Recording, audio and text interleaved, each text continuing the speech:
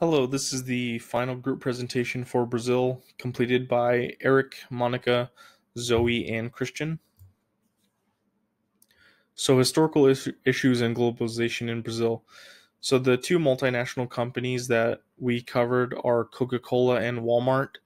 So, Coca Cola moved into Brazil because they saw success in Mexico and they viewed Brazil as a similar market and therefore a similar opportunity. Uh, and that was the reason that they moved into Brazil.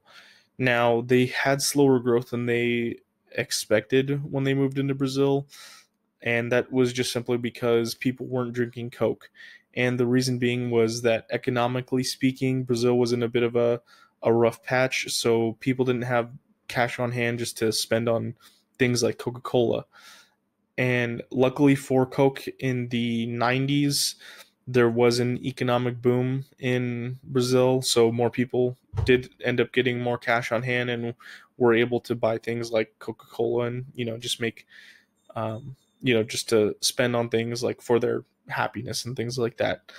Another reason that Coca-Cola was struggling in Brazil for a period of time was they were paying taxes that the local competition, which are referred to as tubainas in Brazil, um, Coca-Cola was paying taxes that they didn't have to pay.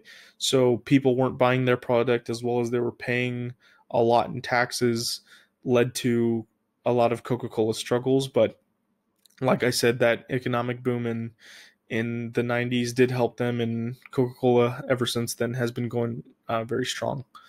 So the other multinational corporation that we're going to cover is Walmart. Um, Walmart moved into Brazil because they saw a way to improve Brazil's economy at the time because they were struggling, and their hope was to become a leading national retailer in Brazil. Now, unfortunately, Walmart was not successful, and that came down to the fact that they didn't understand the way that Brazilians shop. So, in comparison to America, you know, our shoppers, our mentality is we just want to get the lowest price wherever it is. So, something like Walmart, where their slogan is everyday low prices, um, something like Walmart does very well in America. Now in Brazil, they want the biggest discount wherever they go. So if another place had a 30% off sale, even if those products are the exact same as Walmart, and let's just say they're even more expensive, the Brazilians will gravitate toward the 30% off because they view that as the better deal. Like they're not going to get a deal better than that. Whereas Walmart, the prices are always going to be low, so they're not really getting a big discount. Now, unfortunately for Walmart, their time in Brazil is considered a failure, and according to CNBC, they are starting to move out of Brazil, and they have closed down a lot of their stores and are continuing to close down until they completely move out of Brazil.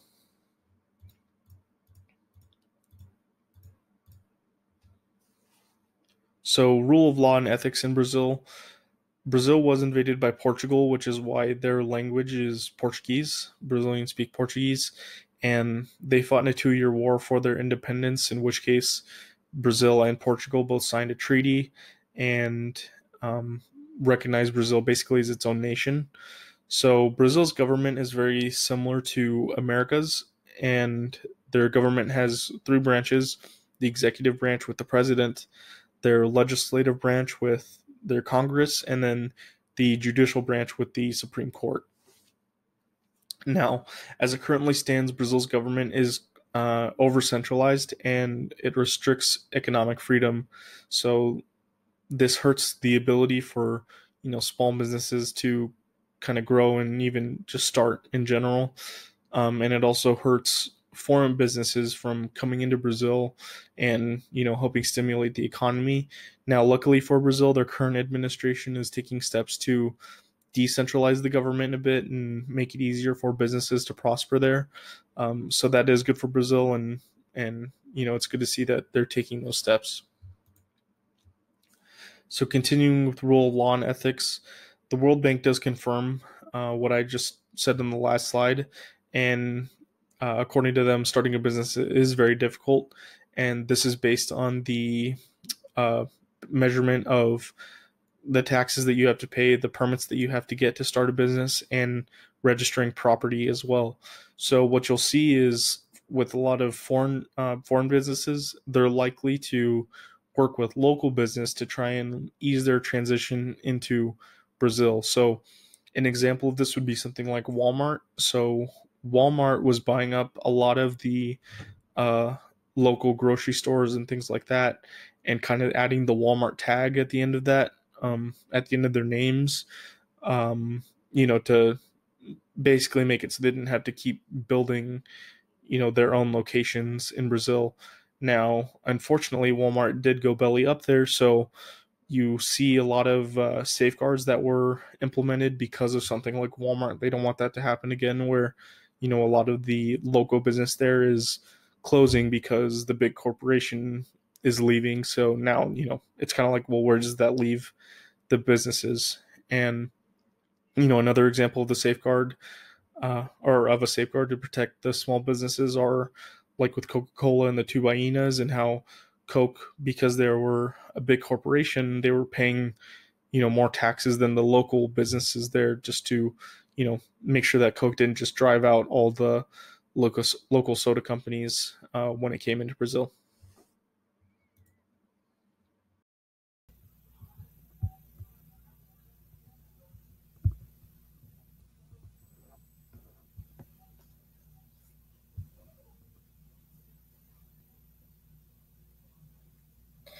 So for our entry strategies, we are going to bring Amazon into Brazil. And similarly, like in the United States, Brazil is going to have access to all the products that they sell on Amazon through the app or online. The entry strategy we are going to take to bring in Amazon is indirect exporting.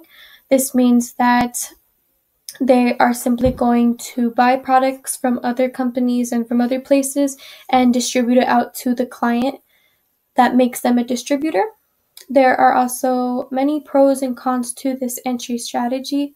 Um, some of the pros are it's low risk. It's a low risk because all they are really in charge of doing is actually receiving the product and sending the product out to the client. They're not really in charge of anything else, just making sure that they can get it to the client when it's supposed to get there. It also benefits smaller companies because they can buy products from them and distribute those, or the smaller company can put their products on Amazon and then can distribute them out to people all around Brazil that are maybe not considered local. Some cons for this entry strategy are high costs and low control over sales. It's a high cost to be an indirect exporter because you have to incur all of the importing costs and shipping costs, which can be a lot considering Amazon is going to do a great job on receiving and sending products. And there's low control over sales because Amazon is only going to be in charge of actually distributing the product. They don't have any say in the prices, which can often affect a sale.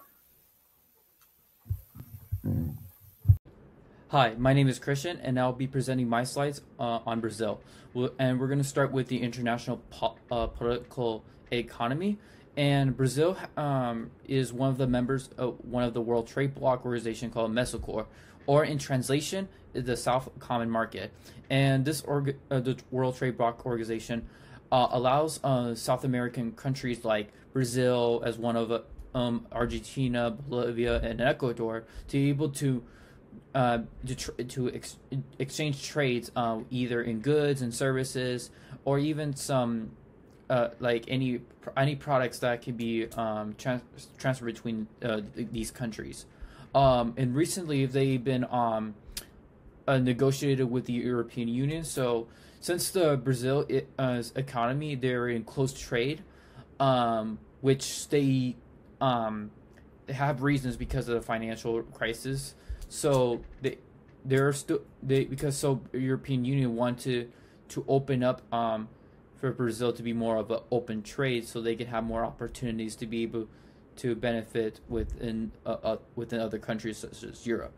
So, and now on the world organizations, they are active members since 1995. The World Trade Organization, just to recap, is the main purpose of joining like any nations like Brazil to join the organization is to ensure that a global trade of any kind will go smoothly with other nations. Like I said before, they've been through highly depressed economic activities. So what they've done was they were able to make arrangements with the International Monetary Fund, and they help like underdeveloped countries to be able to help out with their citizens, but also help out with their economy to boost it up, to be able to make it more beneficial for to help with their lifestyles. And more within the World Bank, they help out with other nations with their certain projects to be able to get accomplished of things that will benefit within the country.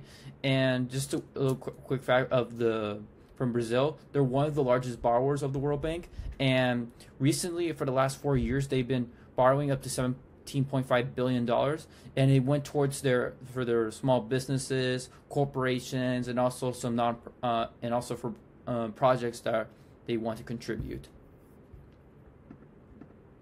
So continue on with the culture and leadership difference. In the leadership in Brazil, a leader has to have more optimism with positive attitude. They want to make sure they when you greet them, you want to have a positive, because they're mostly really friendly and mostly outgoing. And one of the things about Brazil is that they value their traditions, but maybe for a little bit too much, because they tend to forget that tend to get off topic. They in Brazil they like to talk about soccer or anything that's not even business related. But for leadership, I think it's really important to be able to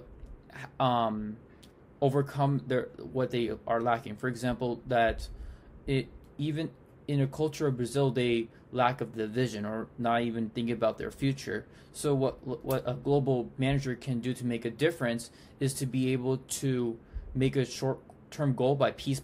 And what it does, it helps them to be able to identify what they want to do in their careers, but they can start out by quarterly, and then they go through by month to make sure if they're staying on track. So a leader can even motivate them just to make sure of know what they want to do in their life, so to find their purpose. And with the challenges and opportunities, one of the biggest challenges is to restoring the leadership. Again, establishing a leadership in Brazil is difficult, especially with you have a surrounding of like certain regions in Brazil that has high crimes, or like mostly in general that people don't like be told what to do. But in order to enlighten them, a leader would have to come up with a different approach to be able to gain their trust, and also to build them relationship. And one of the biggest opportunities for Brazil that they might consider is to be more open-minded, but with modernism. And what I mean by modernism is that, even here in the U.S., we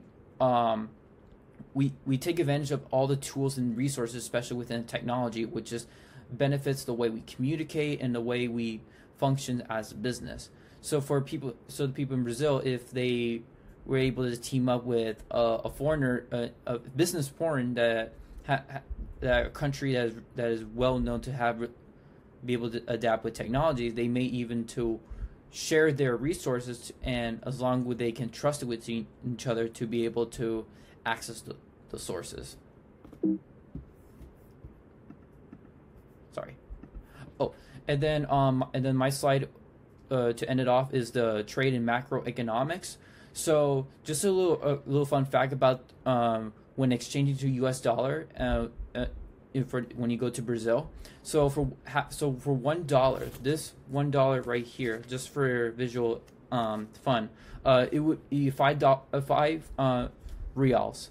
But to make it more interesting, if you see in these pictures, the highest bills they ever had, for as their economic standards is 100 reals, and if you exchange it, that would be like $20. So like as a foreigner, you would have a lot of money carrying in your pocket.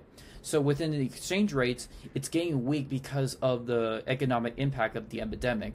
So I know it's going over and over again that you heard that the coronavirus is affecting the businesses and impacting the economy, but it's also they're affecting their exchange rate because they are heavily rely on it because in all like foreign exchanges rates they fluctuate. There's no like in U.S. there is a set price, but in the other rest of the countries there's no set prices. So and with that they trying to do their best to make sure they can to be able to manage their economy, but to make sure that they can generate revenues. Now the real problem is that nobody is going to go visit Brazil because again for the pandemic that is going on right now. So with that being said, we had to find the ways to adapt it to keep their exchange rate not to go down because it is currently still one of the weakest. Not I want to say too weak, but it's an okay currency, like a ranking as it is right now. As far as their economy goes, they're not the greatest oil producer. But their oil prices have been gone fall and stalled again because of the COVID-19 and also the stances of their exchange rate. But what are the things they can do to make their their currency strong is to be able to have their financial economy to start strengthening it again. In other words, it's the good thing to have a strong currency like in the U.S. In U.S., like for example, like or any other currency, when you have like $1 or $5, you're able to go buy a snack or like any food. I'm just saying it for a few examples, but the good thing is you're able to trade like for cheap if you're doing exporting and importing.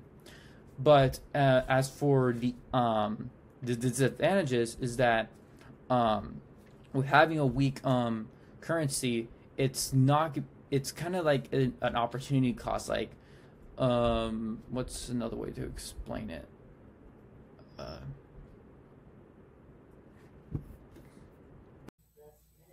So for cultural and leadership differences, first we'll talk about the cultural differences. When talking about power distance, Brazil has a score of 69 while the US has a score of 40. They both respect hierarchy and they both understand hierarchy, but because Brazil has a higher score, it shows that they have more respect towards hierarchy and they typically do respect the power distance in the country. When we move on to indulgence versus restraint, Brazil has a 59 while the US has a 68. They're both above that 50% margin, which means that they both love to enjoy life and they're both seen as very optimistic. Obviously, because the US has a higher score, they tend to be they tend to enjoy their free time more and they tend to put more value on their leisure time. Moving on to long-term versus short-term orientation, Brazil has a 44 while the US has a 26. This means that Brazil holds on more to their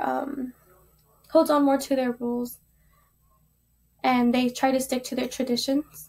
The same thing goes for the US. They're both under the 50%, so they both try to withhold those traditions. However, Brazil is a little more open to new ideas. Moving on to uncertainty avoidance, Brazil has a 76 while the US has a 46. Because Brazil has a 76, they believe that rules and regulations are needed in order for a structural life structure. So they put high emphasis on their rules because they believe in order to live safely, they need to follow those rules. On the other hand, the US is a little more open to new ideas and trying new things. So they have a lower score of 46. Moving on to masculinity and femininity, Brazil has a 49 while the US has a 62.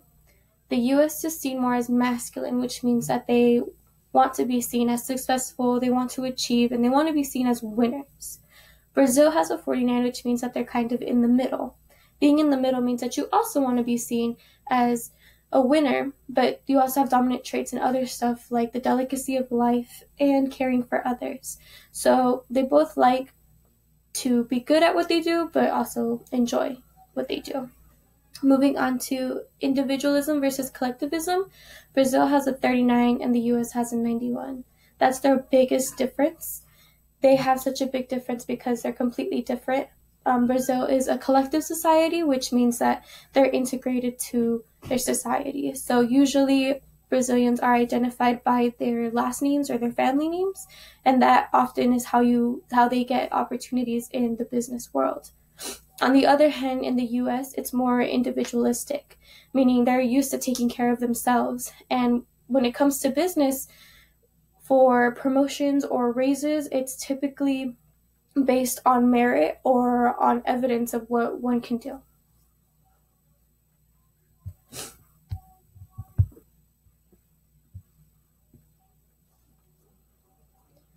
Now for communication and negotiations.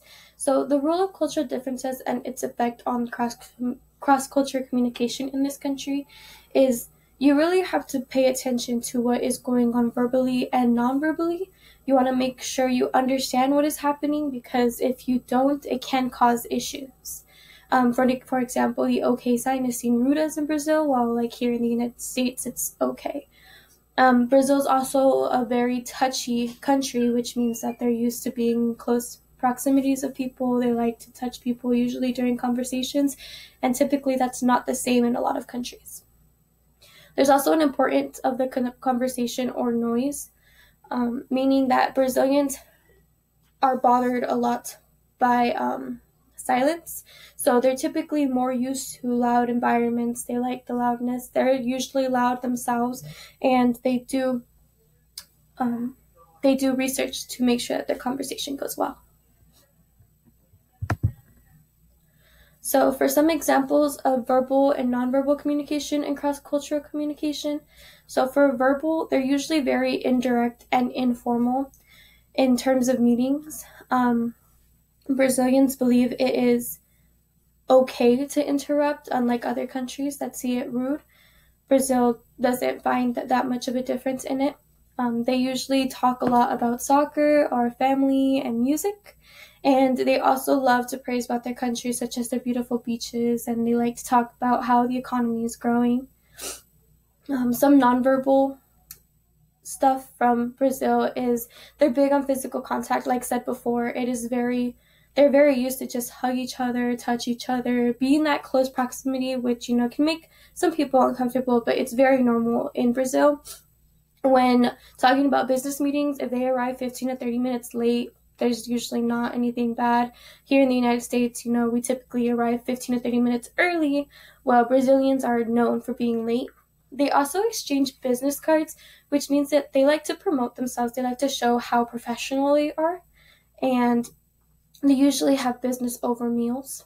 Brazilians are also quite fashion conscious. They like to wear their executive style look, which means that they like to wear a 3-piece suit because they like to show that they're professional.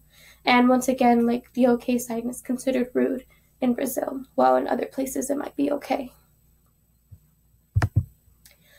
Finally, for communication negotiations, applying the knowledge of verbal and nonverbal communication to foster effective cross-cultural communication.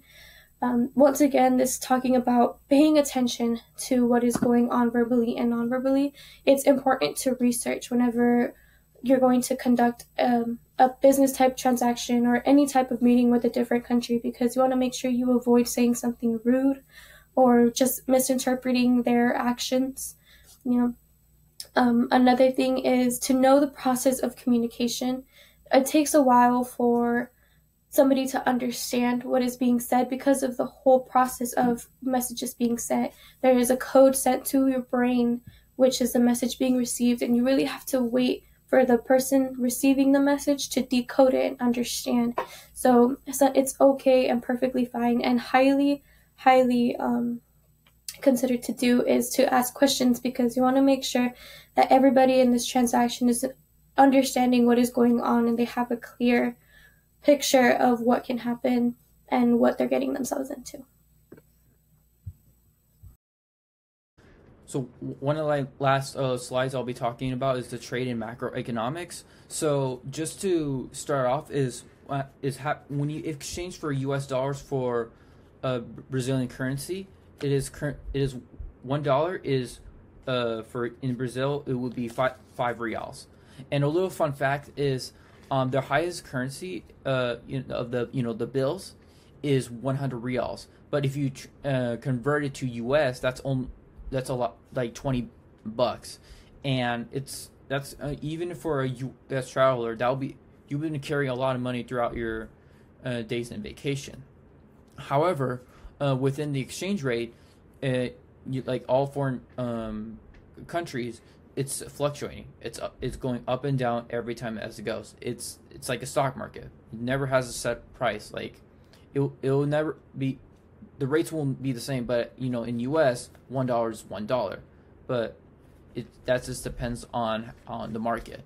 So the reason why it's one of the weak currencies is because of not only the financial crisis and corruption they had, it's also the pandemic as well. Because recently, it's hurting many businesses, schools, and other any essential businesses that helps that creates services or the goods, and now it's being come to a halt, and now they have to be closed just for the safety for the human health. So, and what they in their economy standpoint, they're not like one of the biggest oil producers, but their oil prices has been stall and fall because of those reasons. Because depending how much oil you have, it depends how much your country either is wealthy or not wealthy.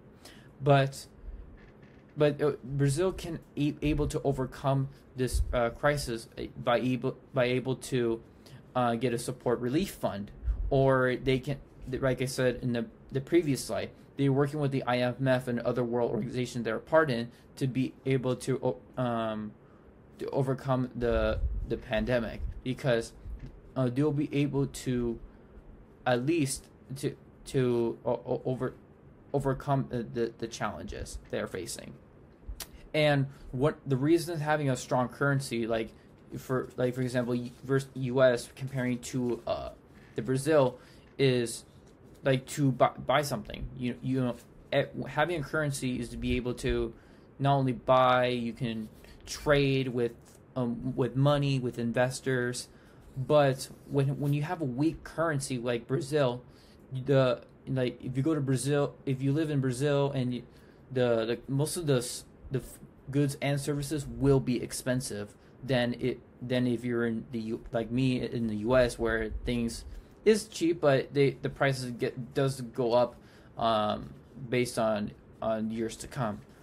But again, when you have the weak currency, it's not, like I said, it's not it gets expensive on the goods and services, but it's also expensive on be able to do some trades. So that's why by getting a partner with an investor or with another country, will be able to make some adjustments to make sure they can get the right price for what they need. Hi, my name is Zoe, and today I will be discussing with you the hype cycle. So, the hype cycle, by definition, is a geographical depiction of a common pattern that arises when new technology and other innovations are going to be put out into the market. So, for this discussion, I figured it would be useful to use an example. So, I'm going to go ahead and try to discuss with you the Apple products as to how they went through this cycle. So the innovation trigger is typically when we see a new product, there's a lot of publicity, a lot of PR, a lot of just discussion about this product. So an example could be the new iPhone SE 2.0 that has recently dropped. So there was the innovation of it being an affordable iPhone, all of the aspects of the technology. There are a lot of the similar things that arise from having an Apple product, such as the looks of an iPhone 8, but the 11 core processor as an iPhone 11. And then the next aspect that we're going to discuss is the peak of inflated expectations. So with all of this publicity going up and outward, it's going to hit that peak, and you're going to start hearing the reviews, start hearing a lot of just chit chat about the successes and the negatives of this new, innovative, affordable iPhone. So the trough of disillusionment can be when it doesn't get off the ground, it isn't as successful as the iPhone 11 Pro might be. There could be a lot of tweaks that need to be done. A lot of the times Apple releases beta iOS updates because an iOS update wasn't successful in terms of security and other demands and other meets that needed to occur. And then as this new iPhone, it has its lot of issues, and Apple decides to go ahead and update it or go and tweak it or whatever they need to do, they reach that slope of enlightenment. So they reach the slope of, at our initial point, the product wasn't as good, and here we are going and fixing the errors within this phone, fixing the errors within this iOS update, and we're going to go ahead and constantly innovate and move upward with our technology in hopes of increasing sales, because sales might not have been well during the trough of disillusionment, as there was a lot of unsatisfied customers as what it might be, and oftentimes businesses fail because they choose to not have that slope of enlightenment. And then the plateau of productivity is when those bugs, those errors are fixed, and there is moving upward for the company. You see that a lot of in the stocks, you see that a lot of